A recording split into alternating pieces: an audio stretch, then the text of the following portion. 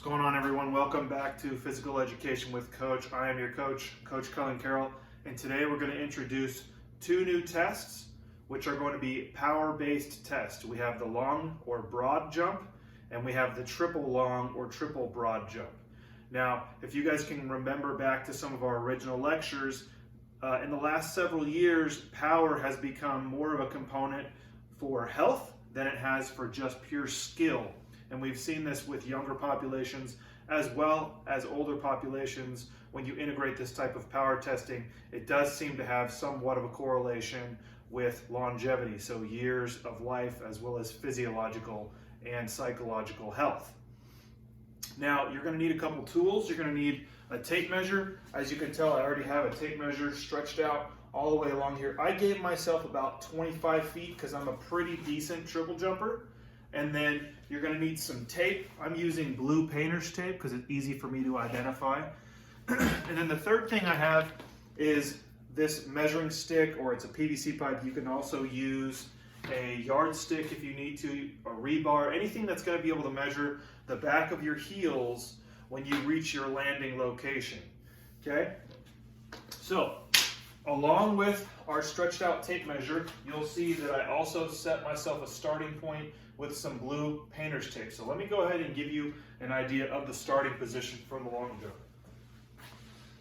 Now my tape measure at 0 is set at the back of our blue tape. So that means my toes need to be behind the blue line when I start.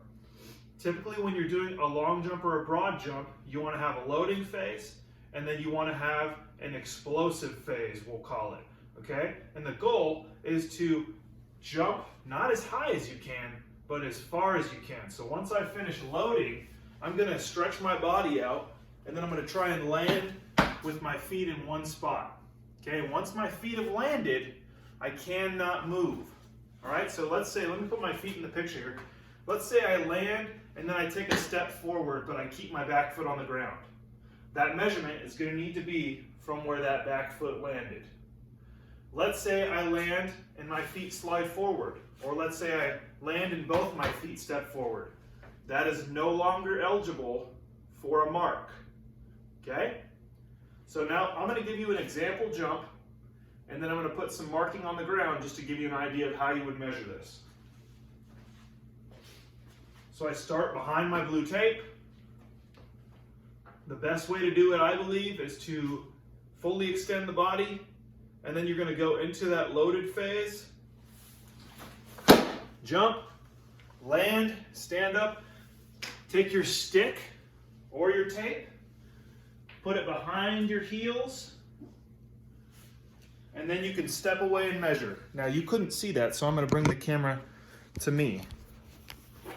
So my heels landed right at about 7 feet, and what I did is I set that pole right behind me. Now realistically, what you want to do is take your 3 best trials. So I'm going to do another trial for you, but I'm going to show you what you should do after each trial. Remember, we collected that blue tape. We're going to take that blue tape now, and I'm going to give myself a first trial mark. Right at 7. Okay, then I'm going to move my stick out of the way.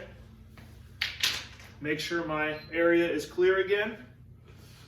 I'm going to go back to my starting position. And then I'm going to try it one more time. And this time, I'm aiming to get better than my first mark. So again, I'm going to start up. I'm going to load. Jump. Get my stick. And it looks like I'm at about the same. So like I said, if you want, you get 3 trials to do your best long or broad jump, whatever name you want to call it, and then you're going to record that best trial on your performance profile. Now, I want to keep this in the same video for both of these 2 tests because they're very similar. One is kind of a maximal power test, the other is more of a reaction time, but also a little bit of a test of elasticity. So it's kind of neat to do these 2 tests back to back, because what you get is you get a good gauge of how your muscles are functioning, but you also get a good gauge of some of those surrounding structural components when you are looking at like tendons, ligaments, and some of the other parallel elastic qualities of a muscle. So it gives you a really good picture of how that musculotendinous, even some bone, it gives you a great idea of how those certain parts of your body are functioning. So let me take this camera, I'm gonna move it a little bit further back now. And now you're gonna notice we are way across the weight room in our testing facility here. Let me step out of the picture. Now you can tell that we can still see right back over there where the wall is and the flag is on the ground. We could still see our starting point. But I want you guys to realize that this time we're gonna be doing a series of 3 jumps in a row, right? Not only is it the broad jump, now it is the triple broad jump. So bear with me here.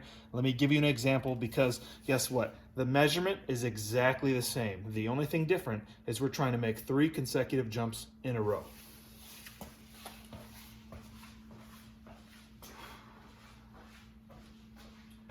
All right, so you can see me way over here. We're gonna do the same thing. We're gonna load our body, and then we're gonna hit 3 jumps in a row.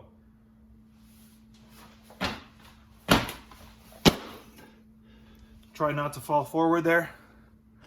You'll notice I'm down here at the bottom.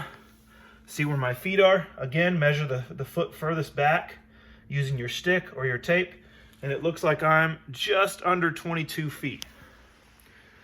Again, you're gonna wanna give yourself 2, maybe 3 trials to do that test and see if you can get the best number possible. So, once again, this is Physical Education with Coach. We are testing power. Have a great day, and I will see you next time.